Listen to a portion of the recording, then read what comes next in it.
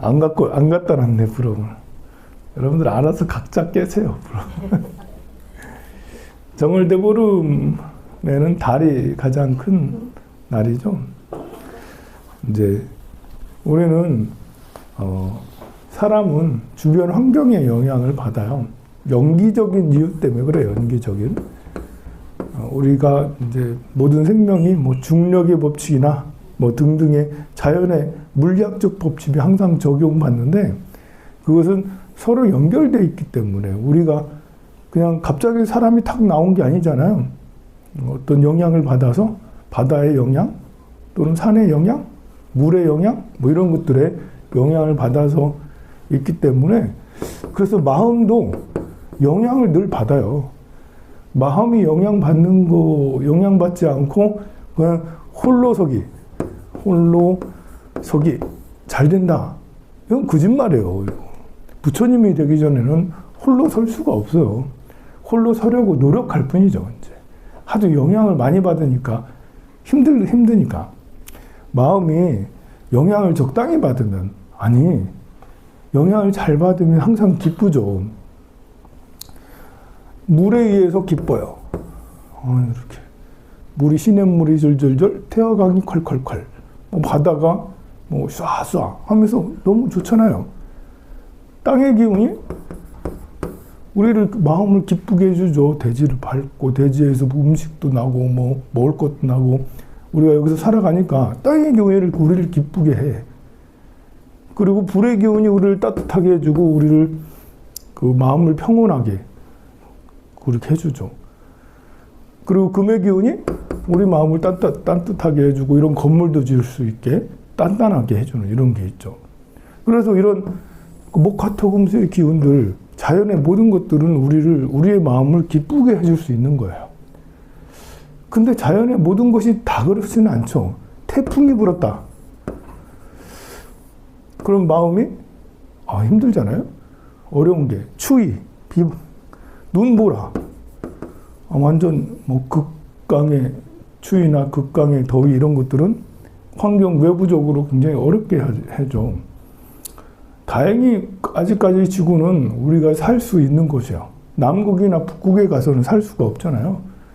그래서 살 수 있는 곳에 집을 안전하게 지어놓고 그리고 식량이 풍부하고 옷이 있으면 마음은 뭐 풍족해요. 그런데 이제 그러는 가운데 이렇게 사람들과의 관계에서 우리는 마음이 크게 상처받거나 크게 우울이나 조현증 이런 것들이 또 생기기도 하죠. 어쨌든 영향을 받아. 달의 영향을 받아요. 태양의 영향을 가장 많이 받아요. 우리는. 태양이 어쨌든 태양계 내에 있으니까 태양이 왕이야. 태양계에서는. 사람이 왕이 아니고 태양이 왕이에요. 그래서 해가 떴냐 안 떴느냐, 구름이 꼈냐 안 꼈냐, 해가 떴을 때 우리는 활동하고 해가 졌을 때 우리는 이제 휴식을 취하고 이러죠. 그래서 해의 상태에 따라서 해가 길면 여름이고 해가 짧으면 겨울이고 그래서 그런 겨울과 여름 사이에 우리가 행동을 하게 되죠. 그래서 태양의 해에 영향을 가장 많이 받아요. 그래서 이제 절기라는 것도 해가 지나가는 길을 24절기로 나눠서 보름마다 입춘우수 경칩하면서 절기를 만들어서 무슨 계절에 태어난 사람에 따라서 이런 성격을 가지고 있고 이렇게 행동하고 이런 것들을 예측하고 막 그러죠. 태양의 영향을 절대적으로 받지만 달의 영향도 또 받는다. 달. 월. 그래서 오늘 대보름이잖아. 이 달이라는 것은 음이잖아요. 태양은 양이고, 요거는 이제 물질 세계.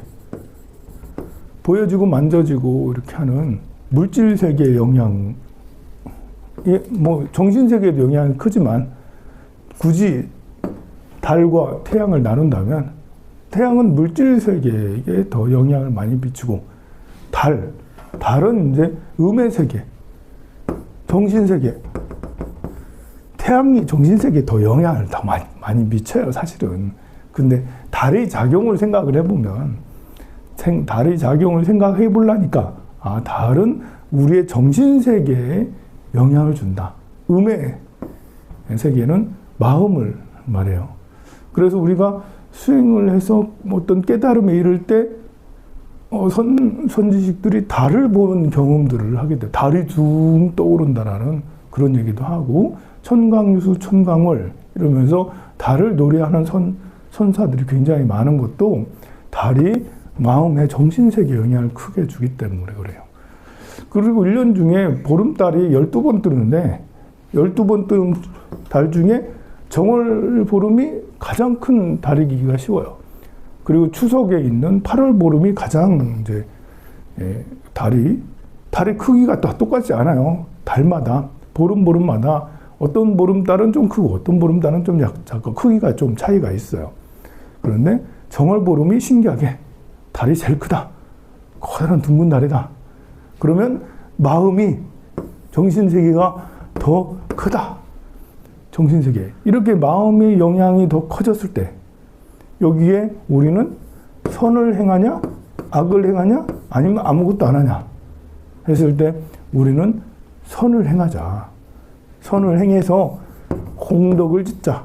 그러면 정신세계가 훨씬 더 커졌을 때, 영향력이 더 커졌을 때, 이 공덕을 지면 공덕의 양이 더 커진다. 평상시에 공덕 짓는 때보다 이렇게 달이 둥근 달이 떴을 때 공덕을 지으면 그 영향력이 더 크다라는 거죠.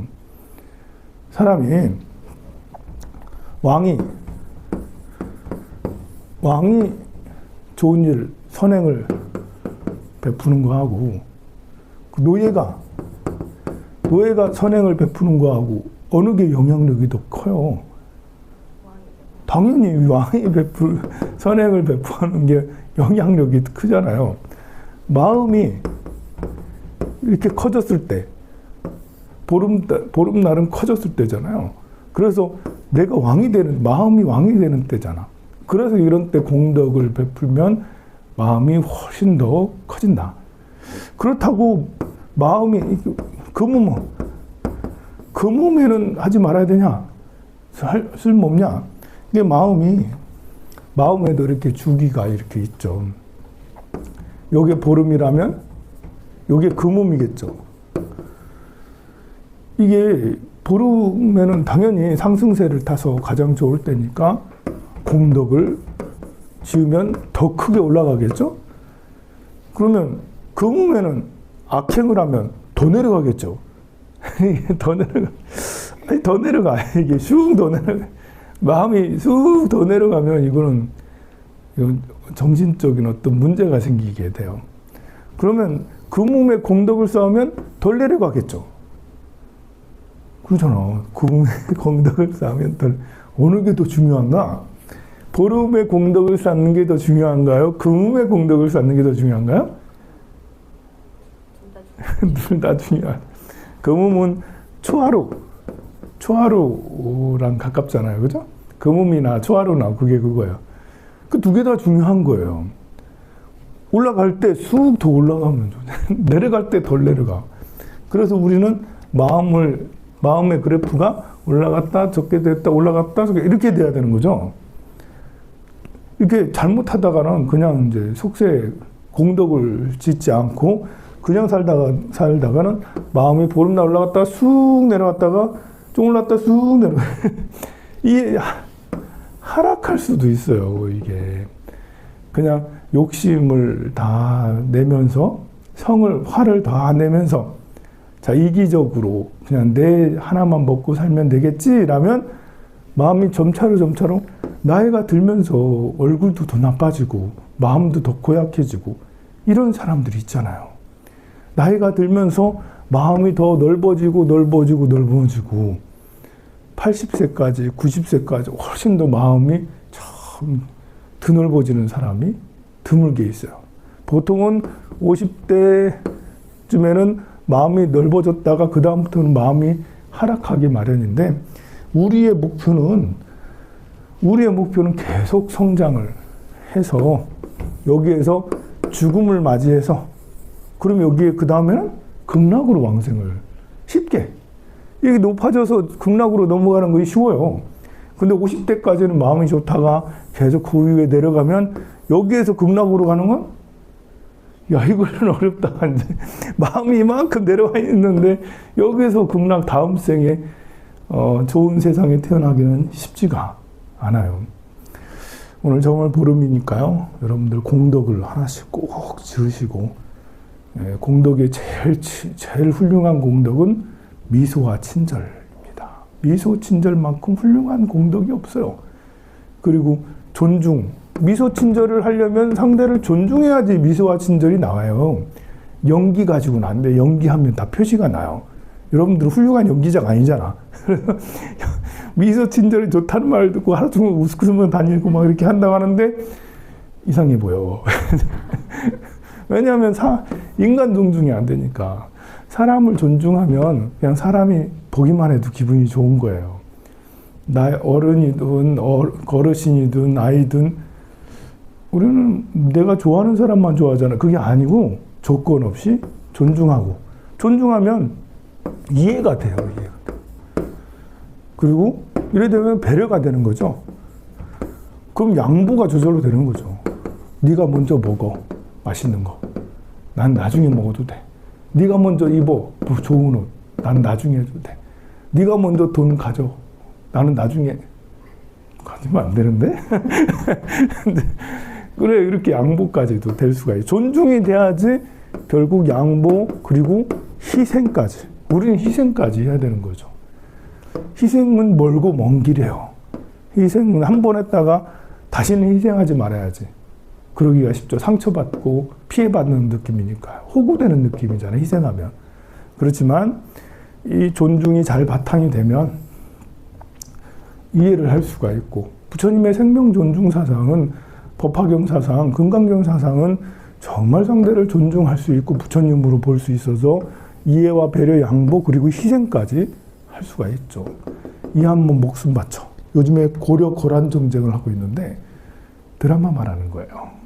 제가 또 드라마, 박근혜 보살처럼 드라마 좋아하거든요. 또 그래, 드라마 고려 거란 전쟁에 보면 양규라는 인물이 있어요. 양규가 고려시대 최고의 무장이에요.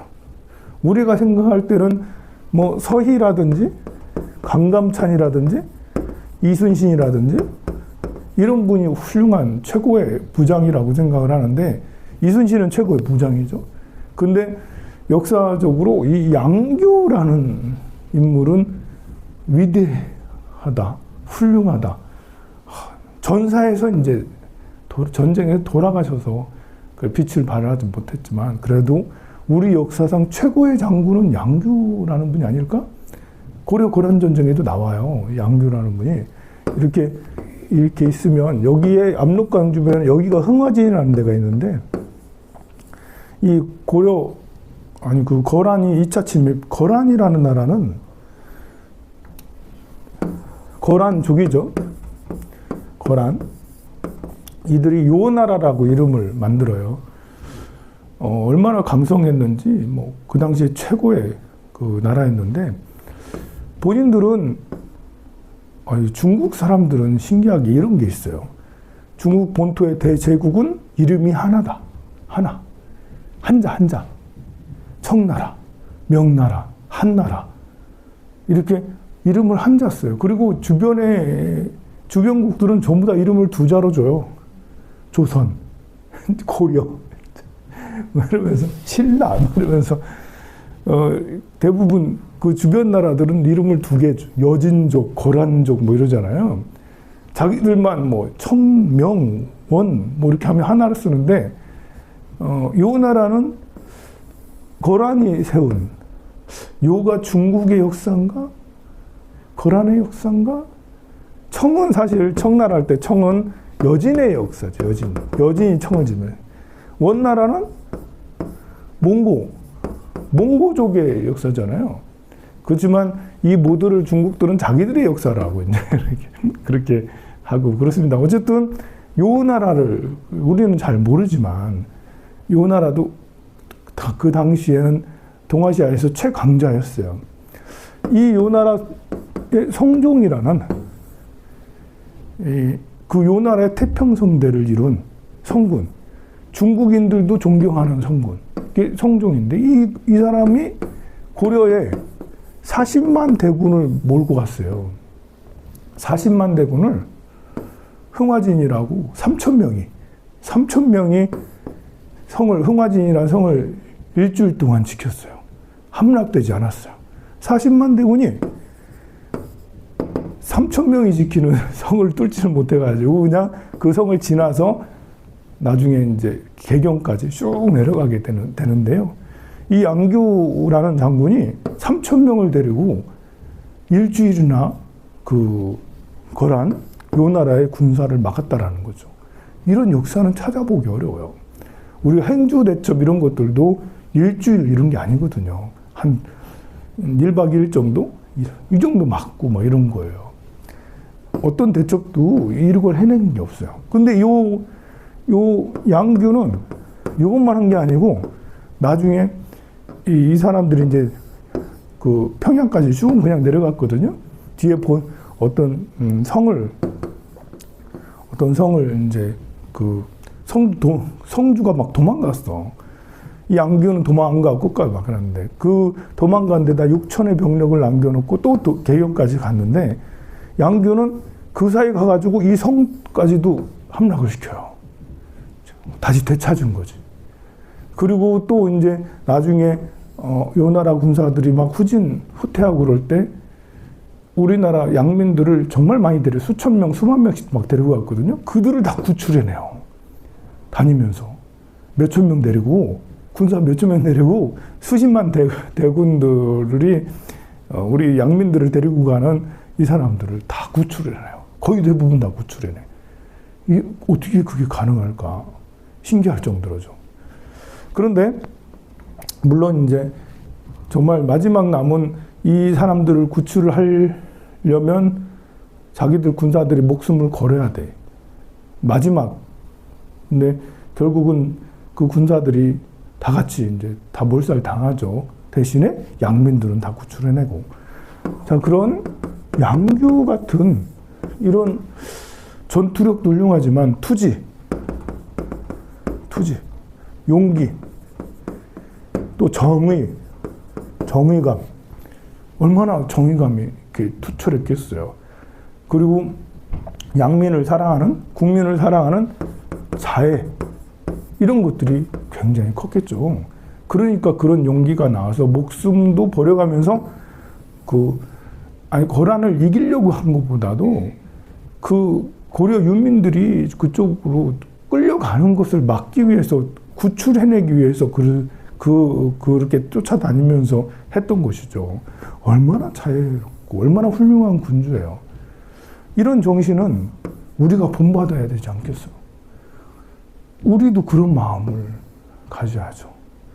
이게 우리 보살도, 사람을 죽이는 건 나쁜 거지만 사람을 구하기 위해서 전쟁에 나와서 이렇게 하는 보살도의 화신, 관음보살, 지장보살의 화신이라고 할 수가 있겠죠. 우리가 살아가는 것은 정말 이런 투지, 용기, 자애, 정의가 없이는 이 정신 못 차리고 살아가는 그런 환경에 있죠. 그래서 우리 그 정월 대보름인 정월달 이때는 이런 양규 같은 이런 정신, 어차피 우리가 살아가는 세상은 전쟁터에 살아가요. 자칫하다가는 이제 내 어떤 지력을 잃고 다른 사람의 영향을 받아서 피해를 받거나 아니면 나도 모르게 악행들을 막 하고 막 그렇게 될 때가 많죠.